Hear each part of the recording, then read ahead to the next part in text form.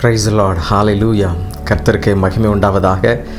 ஆண்டவர் நம்மை மறுபடியும் சந்திக்கும்படியாக ஒரு பெரிய கிருபை தந்திருக்கிறார். அதற்காக ஆண்டவருக்கு நன்றி செலுத்துவோம், ஆண்டவரை ஸ்தோத்திரிப்போம். இந்த பூமியிலே இப்படி நாம் கர்த்தருடைய பாடங்களை, கர்த்தர் உருவாக்கிய, கர்த்தர் வழிநடத்துகின்ற காரியங்கள் எல்லாம் தியானிக்க ஆண்டவர் நமக்கு எவ்வளோ பெரிய பாக்கியம் தந்திருக்கிறார். இதை எண்ணி நாம் ஆண்டவருக்கு ஸ்தோத்திர பலிகளை நாம் செலுத்துவோம், ஆண்டவருக்கு நன்றிகளை ஏறெடுப்போம். பிரியமானவர்களே, கடந்த 4 வாரமாக தொடர்ச்சியாக கணவன் மனைவியாகிய இந்த பூமியிலே செய்ய வேண்டிய மிக முக்கியமான பொறுப்புகள் என்ன, ஆண்டவர் ஏன் இணைக்கின்றார், அந்த இணைப்பில் மகத்துவம் என்ன, அந்த இணைப்பின் பொறுப்பு என்ன, அந்த காரியங்கள் என்ன என்பதை குறித்து ஒவ்வொரு வாரமும் 5 தலைப்பின் கீழாக உங்களோடு கூட பகிர்ந்து கொண்டிருந்தேன். இந்த கடைசி வாரத்தில் இந்த 4வது எபிசோடில் உங்களோடு கூட சிறப்பாக பகிர்ந்து கொள்ள 5 மிக முக்கியமான தலைப்புகளை காத்திருக்கிறேன். நீங்கள் கவனமாக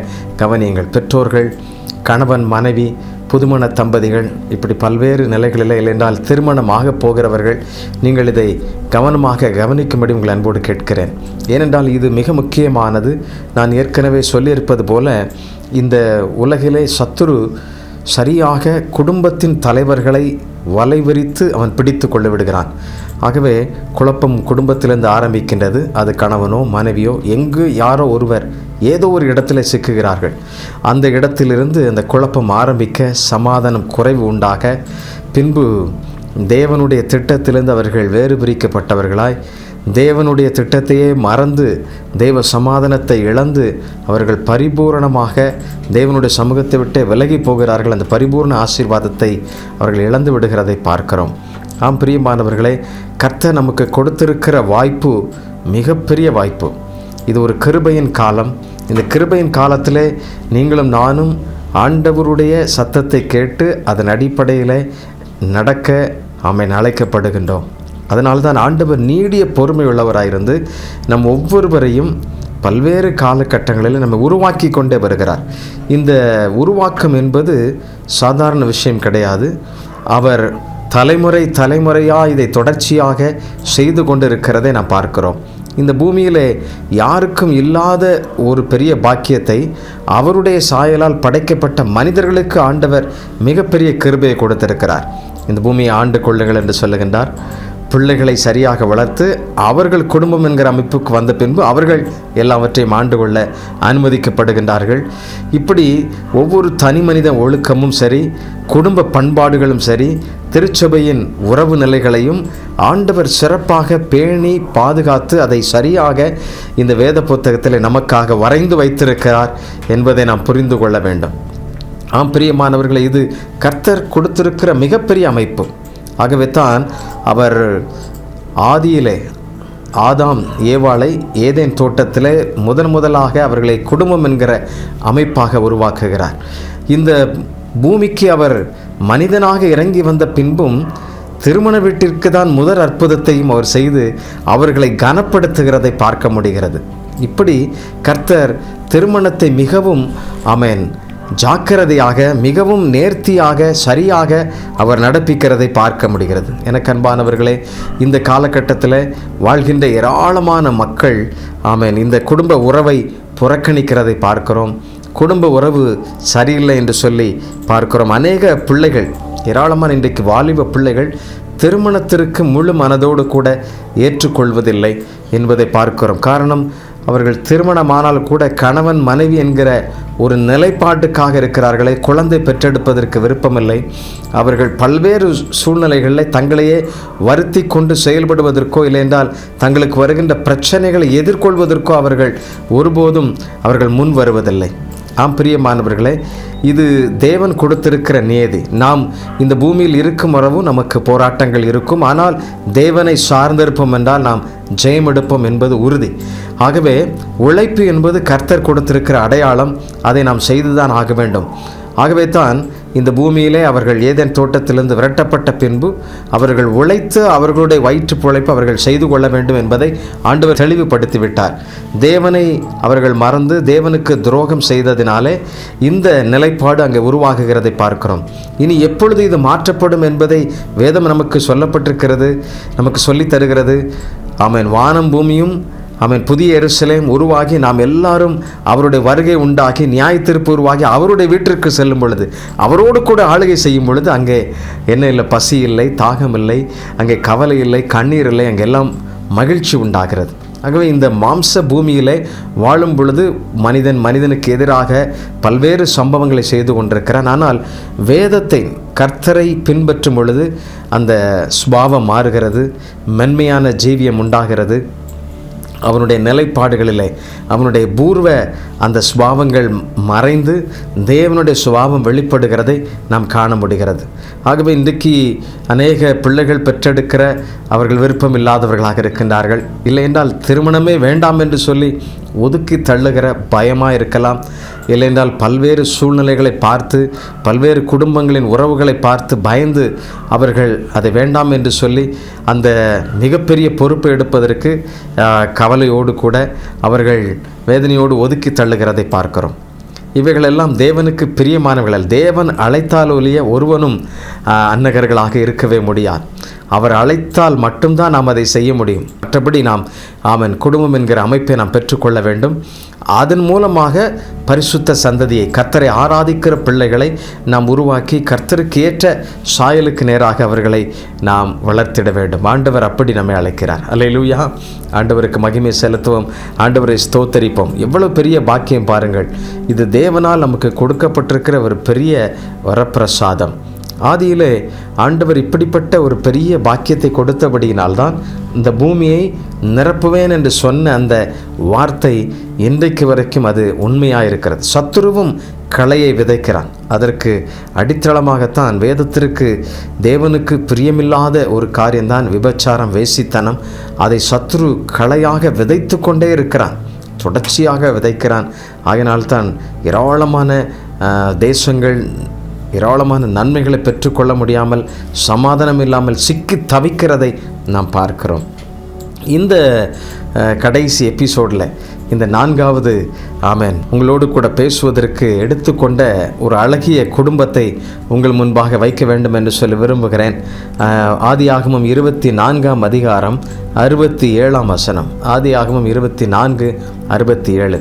அப்பொழுது ஈசாக்கு ரெபெக்காளை தன் தாய் சாராளுடைய கூடாரத்திற்கு அழைத்து கொண்டு போய் அவளை தனக்கு மனைவியாக்கி கொண்டு அவளை நேசித்தான். ஈசாக்கு தன் தாய்க்காக கொண்டிருந்த துக்கம் நீங்கி ஆறுதல் அடைந்தான் என்று சொல்லப்பட்டிருக்கிறது. எனக்கு பிரியமானவர்களே, இங்கே ஈசாக்கு ரெபெக்காளை தேர்வு செய்கிறான். ரெபெக்காளை தன்னுடைய வீட்டிற்கு கொண்டு வருகிறான். இப்பொழுது ஊழியக்காரர்கள் எல்லாரும் அழைத்து வருகிறார்கள். ரெபெக்காளும் பணிவன்போடு கூட ஈசாக்கை பார்த்தவுடனே முக்காடிட்டு கொண்டு அவள் என்ன செய்கின்றாள், அந்த தாயினுடைய அறைக்கு செல்கிறதை பார்க்க முடிகிறது. யார்? சாராளுடைய மாமியாருடைய அறைக்கு சென்று ஈசாக்கு தன் தாயினுடைய அறைக்கு அவளை அழைத்து கொண்டு போய் தனக்கு மனைவியாக்கி கொண்டு அவளை நேசித்தான் என்று சொல்லப்பட்டிருக்கிறது. ஒரு தாய்க்கு சமமாக அதை அங்கே அவன் உறுதிப்படுத்துகிறதை பார்க்க முடிகிறது. எனக்கு பிரியமானவர்களே, தாய் விட்ட இடத்தை நிரப்புவதற்கு இன்னொரு பெண்ணினால் தான் முடியும் என்பதை அங்கே தெளிவுபடுத்துகிறதை பார்க்க முடிகிறது. ஆகவே அங்கே மனைவியாக்கி கொண்டு என்று சொல்லப்பட்டிருக்கிறது. இன்றைக்கு பலர் இந்த இடத்துல தவறாக புரிந்து கொண்டு யாராவது ஒருவர் வேண்டுமே, பெண் வேண்டுமே என்று சொல்லி தவறான காரியங்களை செய்கிறதை பார்க்கிறோம். வேதம் ஒருபோதும் அதற்கு அனுமதிக்கவே இல்லை. தேவன் அந்த அனுமதியை கொடுக்கவே இல்லை என்பதை நாம் புரிந்து கொள்ள வேண்டும். கணவன் மனைவி மூலமாகவும் மனைவி கணவன் மூலமாகவும் அவர்கள் இழந்து போன அந்த சமாதானத்தை, ஆறுதலை பெற்றுக்கொள்வதற்கு மனைவியானவள் கணவனை நேசிக்கவும் கணவன் மனைவியை நேசிக்கவும், இந்த உறவிலே மகிழ்ச்சி அடையவும், அது நிமித்தமாக வருகிற வெளிப்பாட்டு நிமித்தமாக வருகிற அந்த குடும்ப உறவு நிமித்தமாக உண்டாகிற பிள்ளைகள் மூலமாக அவர்கள் சந்தோஷப்படவும், பெற்றோர்கள் அதில் மகிழவும் ஆண்டவர் இப்படிப்பட்ட ஒரு பெரிய அமைப்பை கர்த்தர் தான் உருவாக்கி இருக்கின்றார். எனக்கு அன்பானவர்களே, நன்றாக புரிந்து கொள்ள வேண்டும். எத்தனையோ ஜந்துக்கள், எத்தனையோ மிருக ஜீவன்களை உருவாக்கி இருக்கிறார். எத்தனையோ காரியங்களை இந்த பூமியிலே அவைகளுடைய தேவைகளுக்கெல்லாம் அவர் உருவாக்கி இருக்கிறார். அதே போல் மனிதனை உருவாக்கி மனிதர்களுடைய தேவைகளுக்கும் அவைகளை எல்லாவற்றையும் அவர் படைத்து மிகவும் அழகாக நேர்த்தியாக செய்கிறதை பார்க்க முடிகிறது. பிரியமானவர்களே, ஆனால் அநேக நேரங்களிலே இப்படி அழகாக படைத்த தேவனை மறந்து தேவனுடைய திட்டத்தை உதாசீனம் பண்ணி அதை தூரம் தள்ளி புறம் தள்ளி தேவனுக்கு விரோதமாக செயல்படுகிற கூட்டம் இன்றைக்கு பெருகி கொண்டே இருக்கிறது. குடும்பத்திற்குள்ளாக பெருகி கொண்டிருக்கிறதை பார்க்க முடிகிறது. எப்படி இந்த மனைவி கணவன் மூலமாக இந்த பெற்றுக்கொள்ள வேண்டிய இந்த ஆறுதல், சமாதானம், உறவு இவைகள் எல்லாவற்றையும் தொலைக்கின்ற அநேக மனிதர்கள் பெறுகின்றார்கள். அது சில நேரங்களில் கணவன் வழியாகவே வருகிறது. நான் ஆரம்பத்தில் சொன்னது போல தவறான எண்ணம், தவறான உறவு, தவறான பேச்சு, தவறான பார்வை, தவறான மனைவியை குறித்து, இல்லைன்றால் மனைவி கணவனை குறித்து தவறான எண்ணங்கள், மனைவி தவறான ஒழுக்க நிலைப்பாடுகள் ஆகியினால் குடும்பம் சிதைந்து போகிறதை பார்க்கிறோம். இன்றைக்கு மனைவி கடந்த நாள் பழைய நாட்களைப் போல அல்ல. பெண் என்பவள் இன்றைக்கு ஆணுக்கு சரி நிகராக பயணிக்கிற அளவிற்கு வந்துவிட்டதை நாம் பார்க்கிறோம். தவறில்லை, ஆனால் மிகவும் கவனமாக கொள்ள வேண்டிய காரியம் என்னவென்றால், எல்லாம் தெரியும் என்று சொல்லி நாம் எடுத்தறிந்து எல்லாவற்றையும் செய்துவிட முடியாது. உறவுகளை உதறி தள்ளிவிட முடியாது. சமாதானத்தை கெடுத்து விட முடியாது. ஆகவே ரெண்டும் ஒன்றாய் சேரும் பொழுதுதான், கணவனும் மனைவியும் இருவரும் ஒன்றாகும் பொழுதுதான் முழு பூரணம் உண்டாகிறது, முழுமை பிறக்கிறது, அங்கே தெய்வீக சுபாவம் உருவாகிறது என்பதை மறந்துவிடவே கூடாது. மாம்ச இச்சைகளை நிறைவேற்றுவதற்கு மாத்திரமே கணவன் மனைவி உறவு என்கிற நிலைப்பாடு இன்றைக்கு அநேக பட்டணங்களில், நகரங்களில் அநேக மக்களிடையே பெருகி வருகிறதை சமூகத்தில் பார்க்கிறோம். அதற்கு அல்ல. பிரியமானவர்களே, நல்லொழுக்கத்தோடு நம்முடைய சந்ததிகள் எல்லாம் கர்த்தரையே சேவிக்கின்றவர்களாக என்று தொடர்ச்சியாக அவர்கள் கர்த்தருக்குரியவர்களாக இருப்பதற்கு ஆண்டவர் அவர்களை உருவாக்கி கொண்டிருக்கிறார். நீங்கள் எப்படிப்பட்டவர்களாக இருக்கின்றீர்கள்? இன்றைக்கு எந்த சூழ்நிலையில் இருக்கின்றீர்கள்? கர்த்தரை முழுமையாக நீங்கள் பிடித்திருக்கின்றீர்களா? கர்த்தரை மகிமைப்படுத்துகின்ற ஒரு குடும்பமாக வாழ்கின்றீர்களா? ஆண்டவர் அப்படி அழைக்கின்றார். இன்றைக்கு பல குடும்பங்களிலே தெய்வீக சுபாவம் இல்லை, தெய்வீக தன்மை இல்லை, கர்த்தருக்கு பிரியமான ஒரு வாழ்வு இல்லை. கணவன் மனைவியை நேசிப்பதில்லை, மனைவி கணவனை நேசிப்பதில்லை. ஒருவருக்கு ஒருவர் விரோதமாக, ஆனால் ஒரே வீட்டிற்குள்ளாக வாழ்கின்ற காலம் பெருகி கொண்டிருக்கிறது. தேவன் இதை அருவருக்கிறார். தேவனுக்கு பிரியமில்லாத காரியம். அப்படி என்றால் நீங்கள் எப்படி குடும்பத்தில் ஜெபிக்க முடியும்? தேவனுடைய பிள்ளைகளை எப்படி, தேவன் உங்களுக்கு கொடுத்த பிள்ளைகளை தேவனுக்கு ஏற்ற விதத்தில் வளர்க்க முடியும்? ஆண்டவர் உங்களை பார்த்து கேட்கின்ற கேள்வி இது. நீங்கள் கவனமாக இருக்க வேண்டும். கணவன் மனைவியை கர்த்தர் கொடுத்திருக்கிற ஒரு பெரிய பாக்கியம். இதை நீங்கள் இழந்து விடாதீர்கள். இது ஒரு பெரிய சுதந்திரம். இது கர்த்தர் கொடுத்திருக்கிற இந்த நன்மையை நீங்கள் மறந்து விடாதீர்கள். ஆண்டவர் நம்மை பார்த்து சொல்லுகிறார், ஒருவருக்கு ஒருவர் ஆறுதலாகவும் துக்கம் நீங்கவும் சமாதானத்தோடு வாழும்படியாகவும் கர்த்தர் இப்படிப்பட்ட ஒரு பெரிய வாய்ப்பை கொடுத்திருக்கிறார். மறந்து விடாதன். இரண்டாவதாக ஆண்டவர் இங்கே சொல்லும் பொழுது என்ன சொல்லியிருக்கிறார் பாருங்கள். ஆதியாகமம் 2ஆம் அதிகாரம் 18ஆம் வசனத்திலே அங்கே ஒரு காரியத்தை சொல்லப்பட்டிருக்கிறது. ஒருவருக்கு ஒருவர் துணையாக இருக்கும்படியாக அங்கே சொல்லப்பட்டிருக்கிறது. ஆதியாகமம் 2ஆம் அதிகாரம் 18ஆம் வசனத்திலே என்ன சொல்லியிருக்கிறது நான் வாசிக்கிறேன். பின்பு தேவனாகிய கர்த்தர், மனுஷன் தனிமையாயிருப்பது நல்லதல்ல, ஏற்ற துணையை அவனுக்கு உண்டாக்குவேன் என்றார் என்று சொல்லப்பட்டிருக்கிறது. ஏற்ற துணையை அவனுக்கு உண்டாக்குகிறார். மனிதன் மாத்திரம், ஆதாம் மாத்திரம் தனிமையாக இருக்கிறதை பார்க்கிறோம். பகல் முழுவதும் காலையும் மாலையும் ஆண்டவர் அவனோடு கூட பேசும்படியாக வருகிறார். ஆனால் மிற்ற நேரமெல்லாம் அவன் தனிமையாக இருக்கிறதை உணர்ந்து, ஆகவே இயற்கையோடு சஞ்சரித்து கொண்டிருக்கிறதை அறிந்து, அவனோடு கூட பேசுவதற்கும் அவனோடு கூட காரியங்களை செய்வதற்கும் ஒரு துணை இருந்தால் நலமாயிருக்கும் என்று சொல்லி அவனுக்கு அயர்ந்த நித்திரை கொடுத்து அவனுடைய விலா எலும்பில் இருந்து ஒன்றை எடுத்து அதன் வழியாக மனைவியை அங்கே உருவாக்குகிறதை பார்க்கிறோம். பெண்ணை உருவாக்குகிறதை பார்க்கிறோம். ஏவாளை உருவாக்குகிறதை பார்க்கிறோம். எனக்கு அன்பானவர்களே, இந்த திட்டம், இது திருமணமும் குடும்ப வாழ்வும் தேவனுடைய திட்டம் என்பதை மறந்துவிடக்கூடாது. இது மனித திட்டங்கள் கிடையாது. மனிதரை ஆணும் பெண்ணுமாக படைத்த தேவன் குடும்ப வாழ்வையும் அவர் அங்கே ஏற்படுத்தி இருக்கிறார் என்பதை மறந்துவிடவே கூடாது. அல்லேலூயா.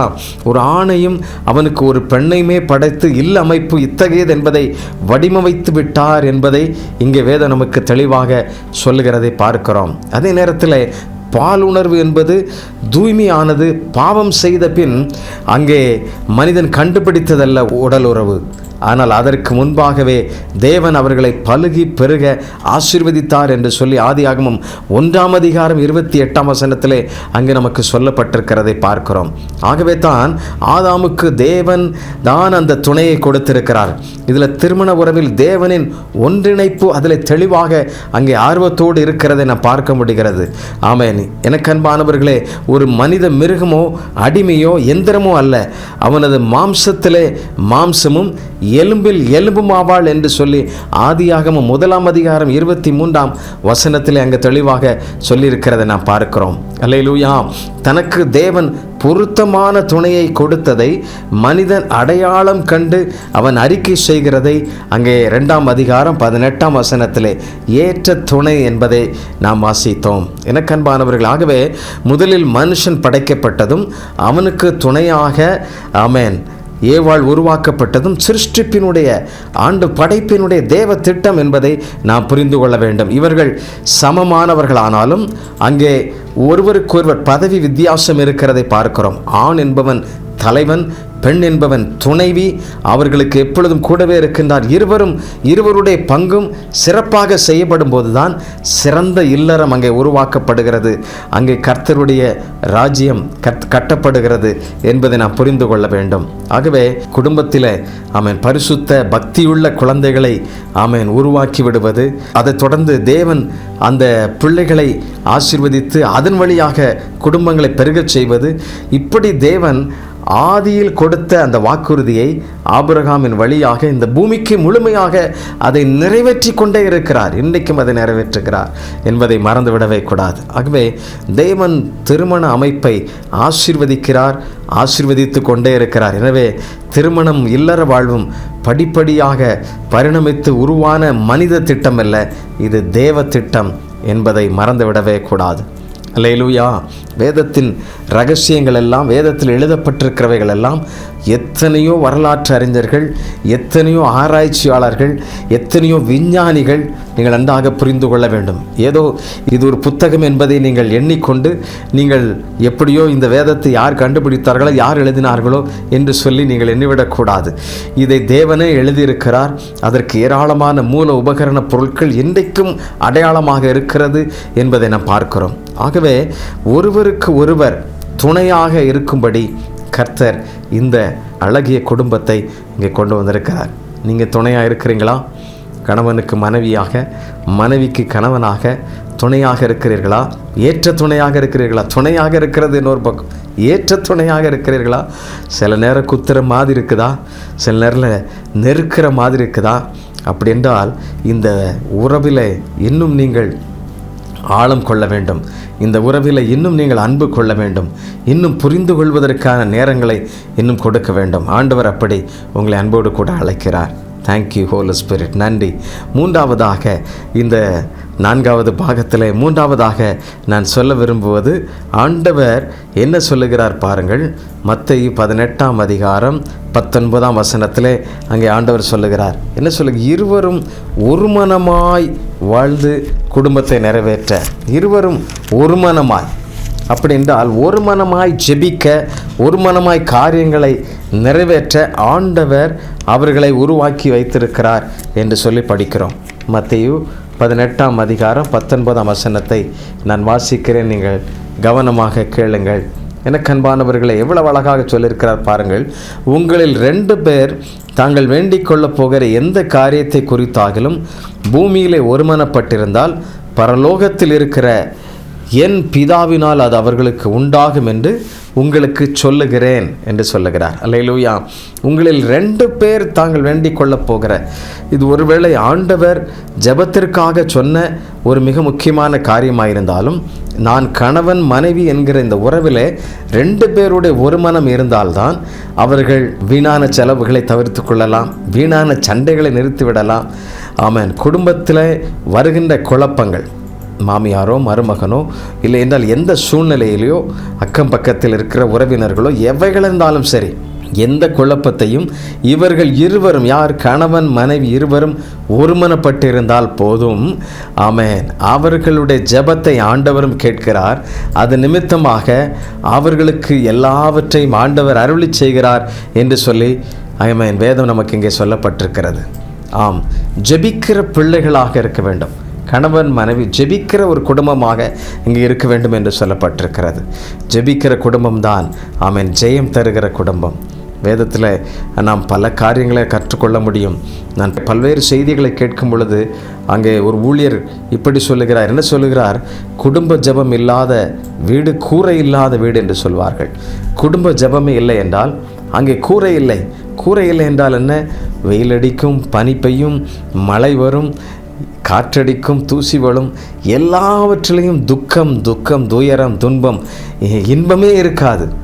ஆகவே அந்த ஜெபம்தான் அந்த எல்லா மகிழ்ச்சிக்கும், அந்த ஒரு மனதிற்கும் அடையாளமாக, அங்கே ஊன்றுகோலாக, முதன்மையாக இருக்கிறதை பார்க்க முடிகிறது.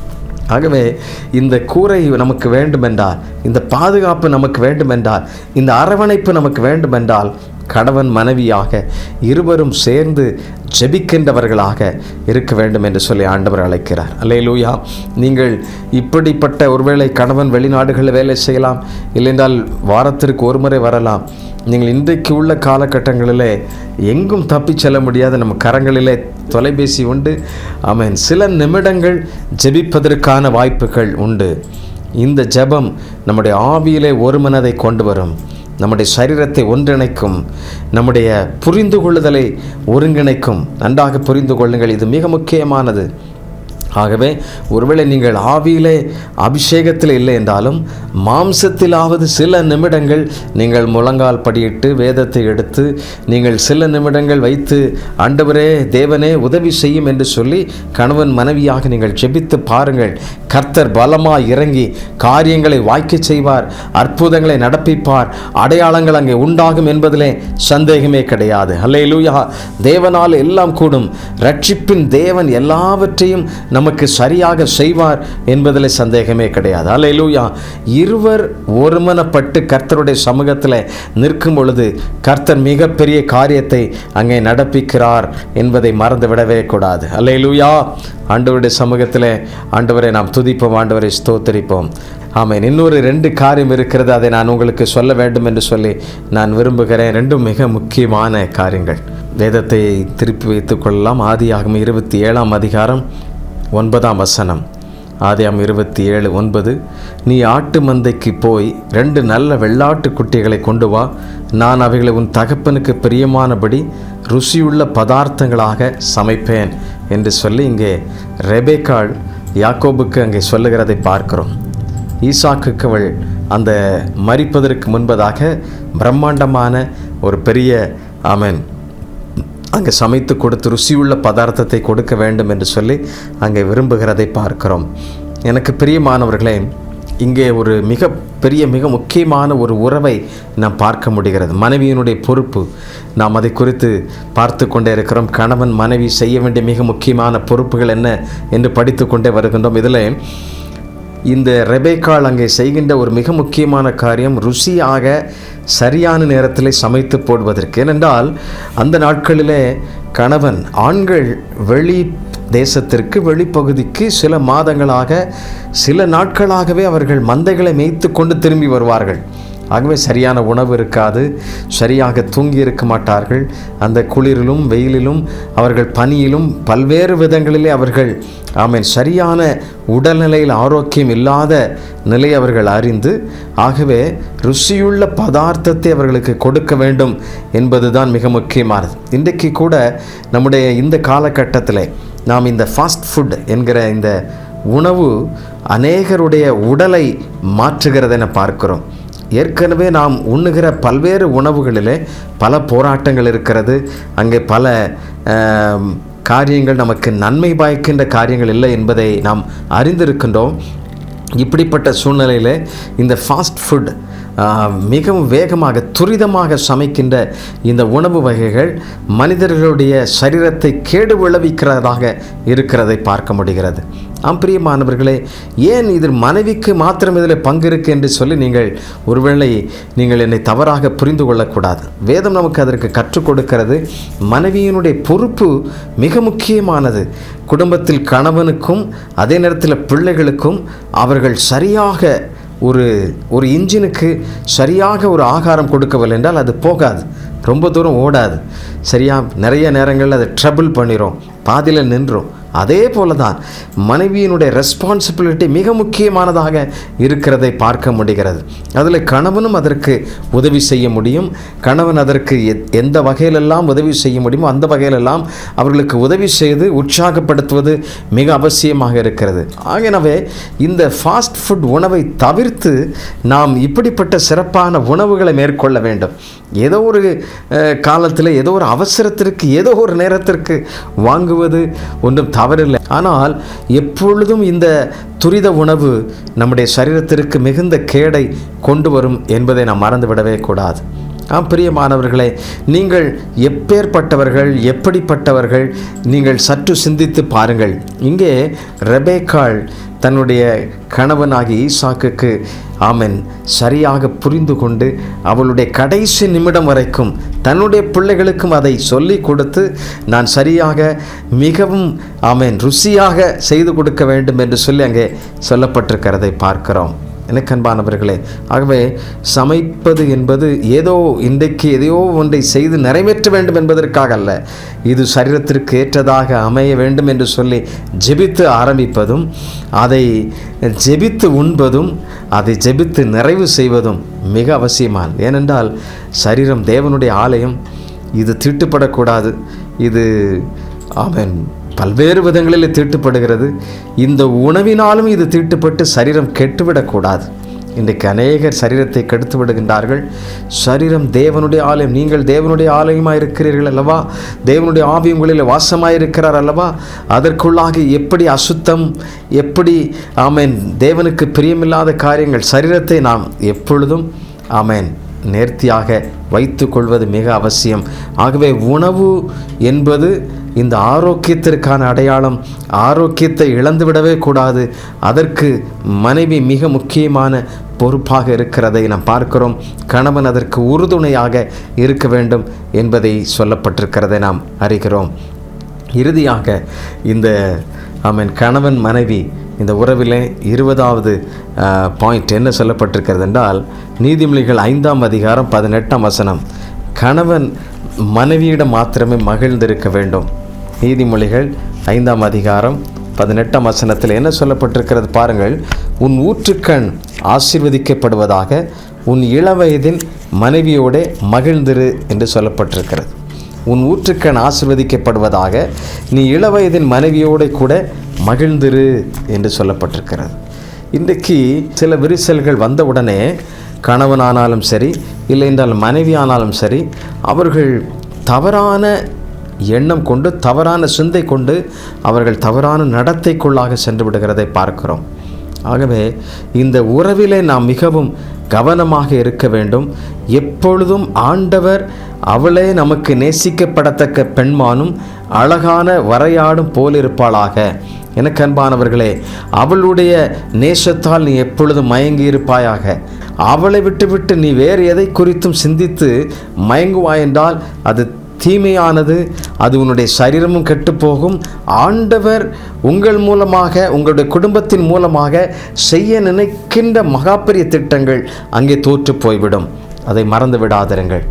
பிரியமானவர்களே, இந்த சிறிய இந்த தவறு ஒரு பெரிய தோல்விக்கு நேராக கொண்டு போய் விடுகிறது. எப்படி தோல்வி உருவாகிறது நீங்கள் நன்றாக கவனிக்க வேண்டும். தேவனுடைய திட்டமே உங்கள் குடும்பத்தின் வழியாக நிறைவேற்றப்படுகிறது. அதில் நீங்கள் சிலர் ஆலயத்திற்கு நன்மை செய்வீர்கள், சில ஆலய போதகருக்கு நீங்கள் உதவியாக இருக்கலாம், சிலர் சண்டே ஸ்கூல் எடுக்கலாம், சிலர் VBS எடுக்கலாம், சிலர்களுக்கு நீங்கள் ஆலய பணிவிட காரியங்கள் கேர்சல் நடத்தலாம். இப்படி பல்வேறு காரியங்கள். சிலர் நீங்கள் மிஷினரிகளை ஆதரிக்கலாம், சில ஊழியர்களை தாங்கலாம், ஆதரிக்கலாம். இப்படி பல்வேறு சம்பவங்கள். ஆனால் இந்த கணவன் மனைவிங்கிற அந்த உறவில் விரிசல் வரும் பொழுது, இந்த இளவயதின் மனைவியோடு மகிழ்ந்திராமல் தவறான எண்ணம் கொண்டு தவறான தொடர்பு உண்டாகும் பொழுது அங்கே என்ன நடக்கும் பாருங்கள். இதன் மூலமாக நம்முடைய குடும்பத்தின் மூலமாக நடைபெற வேண்டிய அத்தனை ஊழியங்களும் பாதிக்கப்படுகின்றது. அங்கே தேவனுடைய திட்டம் தடையாக்கப்படுகின்றது. நம் மூலமாக பல குடும்பங்கள் ரட்சிக்கப்படுவதும் தடையாகப்படுகிறது. இதற்கு காரணம் என்ன? அங்கே ஆமென் தேவனுக்கு விரோதமான பாவங்கள், தேவனுக்கு பிரியமில்லாத இச்சையான காரியங்கள் குடும்பத்தையே அழித்து விடுகிறதை நாம் பார்க்கிறோம். ஆண்டவர் இந்த வேளையில் நம்மோடு கூட தெளிவாக பேசுகிறார். பிரியமானவர்களே, நாம் எப்படிப்பட்ட மனிதர்களாக இருக்கிறோம்? தேவனுக்கு பிரியமுள்ள மனிதர்களாக இருக்கிறோமா? ஆண்டவர் நம்மை பார்த்துகிறார். நம்முடைய ஊற்றுக்கண் எப்பொழுதும் ஆசீர்வதிக்கப்படட்டும். ஆமென். கணவன் மனைவி என்கிற இந்த உறவை ஆமென் எங்கே துருப்பிடித்திருக்கிற எல்லா எல்கைகளையும் தூசி தட்டி சரிப்படுத்தி வேதத்தின் அந்த நல்ல வெளிச்சத்தில் கொண்டு வந்து உங்கள் வாழ்வை புனிதமாக்குங்கள். தேவன் உங்கள் மூலமாக இந்த பூமியிலே அவர் செய்ய வேண்டிய, அவர் நடத்தவிருக்கின்ற ரட்சிப்பு, அவர் நிகழ்த்தவிருக்கின்ற நிகழ்ச்சிகள் எல்லாம் சிறப்பாக உங்கள் குடும்பத்தின் மூலமாக நிறைவேறட்டும். கர்த்தர் அதை ஆசீர்வதிப்பாராக. ஆமென். கர்த்தர் உங்கள் வாழ்வை கனம் பண்ணுவாராக. உங்கள் வாழ்வின் வழியாக பரிசுத்த சந்ததிகள் பெருகட்டும். பூமியிலே ராஜாக்களும் ராஜ்யங்களும் கர்த்தரை அறிந்து கொள்ளட்டும். கர்த்தர் அதற்கு உதவி செய்வாராக. நாம் ஜெபிக்கலாமா? ஆண்டவருடைய சமூகத்தில் கண்களை மூடி நாம் ஜெபிப்போம். அன்பின் ஆண்டவரே, இந்த அருமையான தருணத்திற்காக நமக்கு நன்றி செலுத்துகிறோம், துதிக்கிறோம். குடும்பம் என்கிற இந்த உறவிலே நாங்கள் இப்படி சேர்ந்து மகிழ்வதற்கு கர்த்தர் செய்த மிகப்பெரிய பாக்கியத்திற்காக நமக்கு நன்றி செலுத்துகிறோம் அப்பா. கணவன் மனைவியாக செய்ய வேண்டிய பணிகளை ஆண்டவரே இடையூறு வருகின்ற எல்லா எல்கைகளையும் கர்த்தரில் மாற்றி போடுவீராக. தெய்வீக சுபாவம் அந்த குடும்பத்தில் உண்டாவதாக. பரிசுத்த ஆண்டவரை வழிநடத்தல் அங்கே உண்டாவதாக. தேவ கிருபை அங்கே பெருகுவதாக. கர்த்தருடைய பிள்ளைகளை நீர் ஆசீர்வதிப்பீராகப்பா. மகிமையான தேவன் மிக பிரம்மாண்டமான ஆண்டவரை காரியங்களை உடைய பிள்ளைகளுடைய குடும்பத்தின் வழியாக நீர் செய்ய வேண்டும் என்று சொல்லி நான் செபிக்கிறேன் அப்பா. நீரே மகிமைப்படுவீராக. சகல துதியும் கனமும் மகிமையும் உமக்கு உண்டாகட்டும். ஒவ்வொருவரையும் உடைய ஊழியனாக உடைய பிள்ளை நான் ஆசீர்வதிக்கிறேன், வாழ்த்துகிறேன். கணவன் மனைவிக்குள்ளாகும் பிள்ளைகளுக்குள்ளாகும் அந்த தெய்வீக சுகமும் ஆசீர்வாதமும் சமாதானமும் நிறைவாயிருக்கட்டும். இயேசு கிறிஸ்துவின் நாமத்திலே கேட்கிறோம் நல்ல பிதாவே. ஆமென், ஆமென். கர்த்தர் உங்களை ஆசீர்வதிப்பாராக. இந்த மிகப்பெரிய ஆசீர்வாதத்தை நீங்கள் விட்டுவிடாதிருங்கள். இது ஒரு 4 பாகமாக தொடர்ச்சியாக பேசியிருக்கிறேன். நீங்கள் வேண்டுமென்றால் எங்களிடத்தில் கேட்டு பெற்றுக்கொள்ளுங்கள். பிரியமானவர்களே, இது கர்த்தர் நமக்கு கொடுத்திருக்கிற மிகப்பெரிய வாய்ப்பு. உங்களுக்கு ஏதேனும் சந்தேகமோ இல்லை என்ற நடைமுறை ஆலோசனைகள் வேண்டுமென்றால் நீங்கள் கீழ்காணும் எண்ணிற்கு எங்களோடு கூட தொடர்பு கொள்ளுங்கள். நான் உங்களுக்காக ஜெபிக்க விரும்புகிறேன். கர்த்தர் உங்களை ஆசீர்வதிப்பாராக. தேங்க்யூ. God bless you. மறுபடியும் இன்னொரு இணைப்பில் சந்திப்போம்.